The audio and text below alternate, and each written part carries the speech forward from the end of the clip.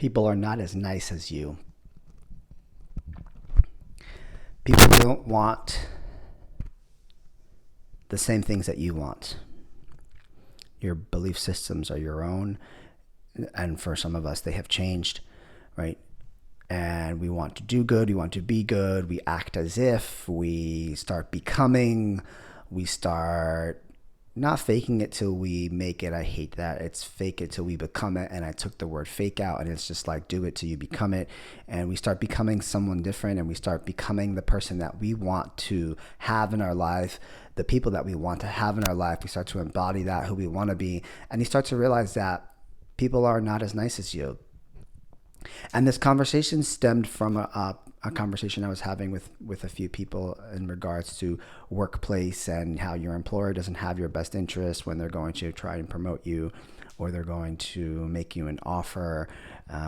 You would think that they would have your best interest and set you up for success, but they never actually do. There's always a disappointment. And then I thought about not talking about this because I'm like, well, maybe that's just me and my Cancer vibes, right? Like Cancers are constantly disappointed by people because they expect a lot out of people because they give a lot, so they expect it in return. And that has been my experience, and I'm not going to deny it. And I continue to try and share with you my experiences here. And I have context too. I have validity. I can give you straight facts and data. I spent 10 years in corporate America in hospitality. I was nothing but a number on a spreadsheet as an employee, and I made it all the way to the top until I was burnt out, overworked, 100 hours a week, 6 days a week. I ended up running like nightclubs. Like I didn't even realize I was doing that. And then at the end of it all, they just drop you when budgets need to get cut, when hotel pre-opening budgets are no longer there. And again, you're nothing but a number on a spreadsheet. Right? They don't have your best interest. Then I moved into the spiritual world. I took a passion project and I started life coaching, reading astrology and tarot. And I meet with different people from all over the world. Same things there. Lots of betrayal from other people because they're not as nice as they are. Then I get into the mental health field now, going in 2 years of studied, and then 1 year in the field itself, going in my third year. And I work with people who are nothing like me, and they deal with the same thing. People are not as nice as you. I truly believe that people that find their way to me, friends, family, relationships, opportunities, work opportunities, are aligned in some sort of way, but there's always a hidden something there, right? I don't even want to talk about the dating world. Like, it's just like everyone's blind to what they're doing and not realizing the damage that they're causing, because they're constantly just disappointing people. And I wonder how many people I disappointed, but I can remember many times where I said no to many things and felt so good afterwards because they don't deserve it. You don't come and do the work and then just go and give it to any fucking Joe Schmo that wants to walk through the door. Like, who the hell do you think you are?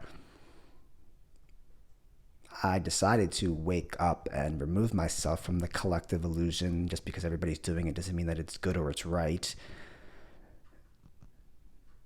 And now I'm perceived as the one who's not nice or intense or says no a lot or has high standards. Yeah, and you don't, like, clearly. You know what I mean? Like, because I respect my body and where I put my body, which includes my time. And my time, I'm looking at like where in the workplace you want me and what you want me to do and how you want to talk to me and how you want to treat me.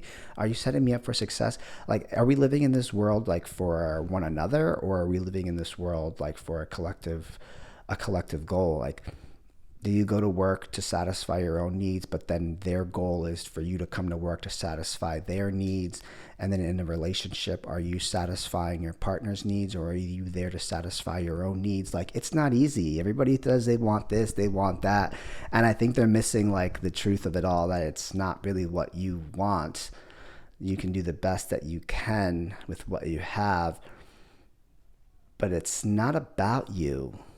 And people are not nice, and they don't care.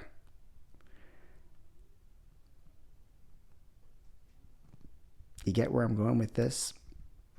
I try to bring real life experiences and like just what I'm going through. Like, I don't think I would be a facilitator if I didn't talk about things that people don't want to talk about, so that I can trigger you in some sort of way to go and like investigate into your own self-awareness. And I don't know, I can't tell you how many times like I gain so much self-awareness, and then I go and dabble back into the collective illusion, which we call this world. And then I'm just like, why? Like, for what? Some might say, well, you got to live, you got to be, you got to do. Yeah. And I actually go back out into society so that I can go and have fun, because that's probably the only thing that this world is good at. And fun can be many different directions, whether it's euphoric fun, or it's too much fun, or it's always like a lot. You got to find those pockets, but you'll find pockets of good people, of course. You'll find people that resonate with you. Of course, those that follow me resonate with the work that I do, or like the things that I say in some sort of way.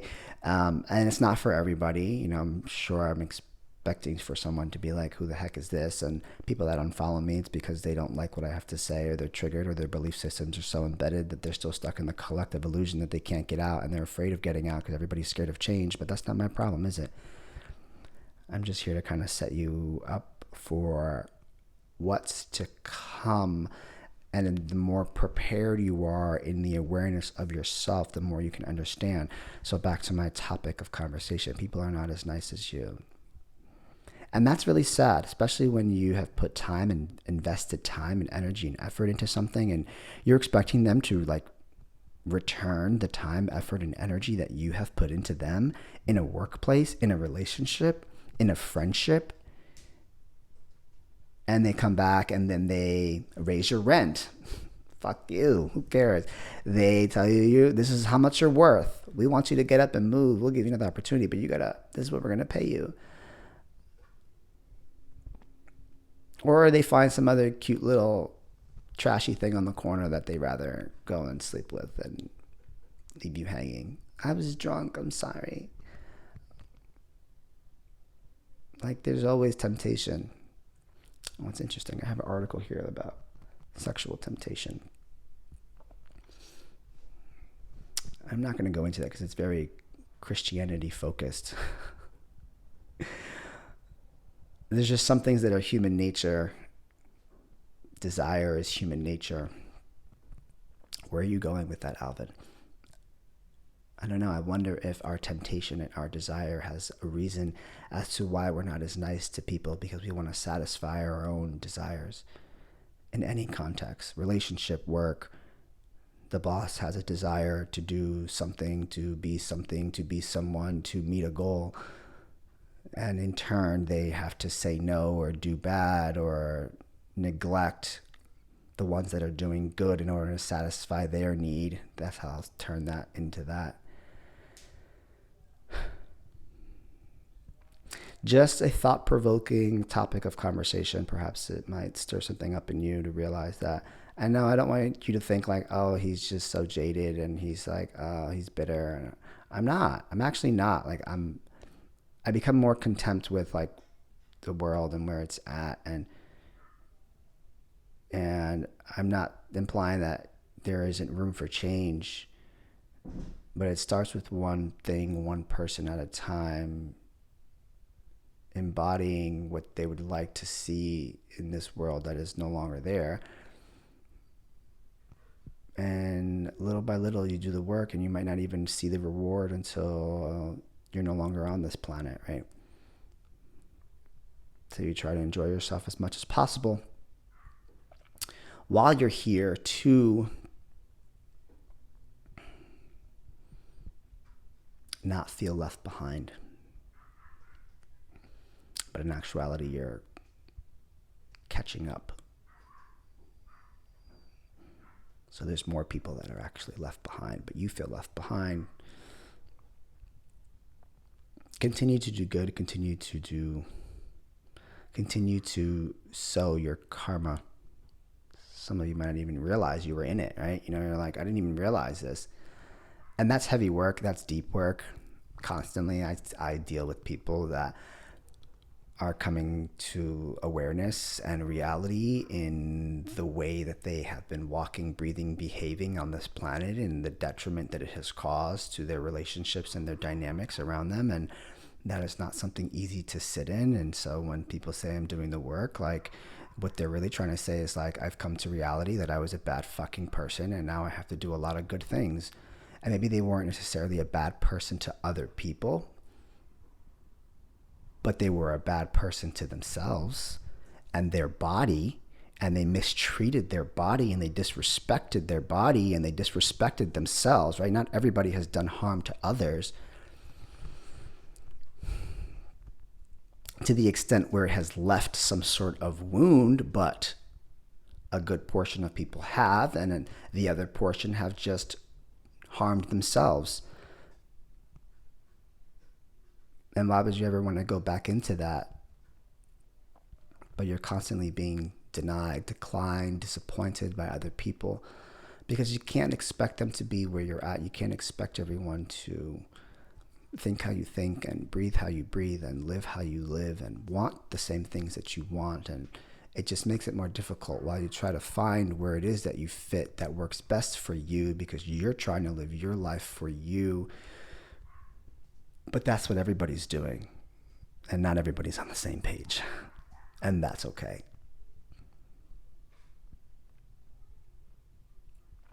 The wildest part, I think that I've embodied this, like, I can start seeing things, like I'm a seer, right? And whatever that means, like, given the training that I've had, like in it, being able to listen to people, I'm a professional unpacker, and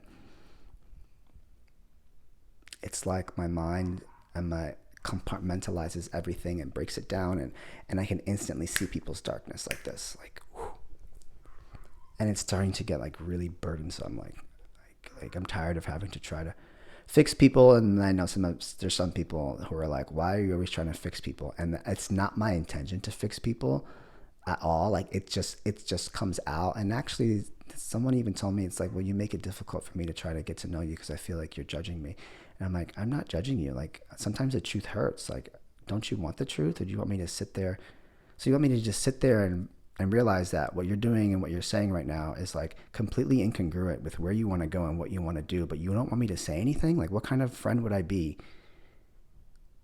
What kind of lover would I be? What kind of family member would I be? What kind of friend would I be if I just let you walk around saying that this is where you want to be and this is what you want to do, but you're completely incongruent and not even aligned with where you want to go, and you're doing more harm to yourself? I'll catch the harm. Like that, I don't put up with, because I don't want that around me. So that's why you might be like, I don't want that around me. I don't deserve that around me.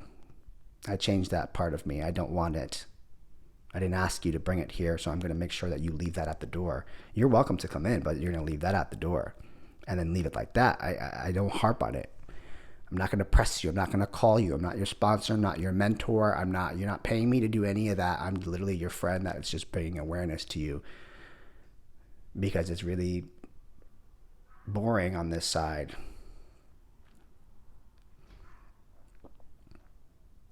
I'm content with it.